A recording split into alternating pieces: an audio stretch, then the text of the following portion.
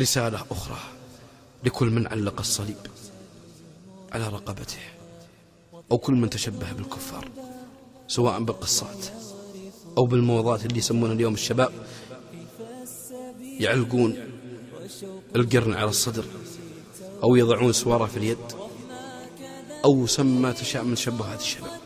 أسألك بالله يا حبيبي، أسألك بالله يا قرة عيني، وين حبك للنبي صلى الله عليه وسلم، ومن قبله حبك لله عز وجل؟ أكيد بتقول لي أنا والله أني أحب الله عز وجل وأحب نبيه عليه الصلاة والسلام.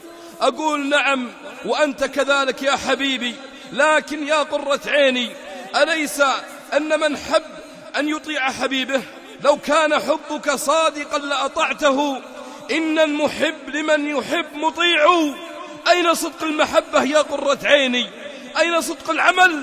للأسف نقول نحن مسلمين ونحن نعلق الصليب، نقول نحن مسلمون، وحنا الله المستعان نتشبه باللاعب الفلاني وبالفنان الفلاني وبالحركة الفلانية، بينما إذا طبقت سنة أنكر عليها الله المستعان، ولربما رآها الناس بنظرة احتقار وازدراء لأنه طبق سنة من سنن النبي عليه الصلاة والسلام.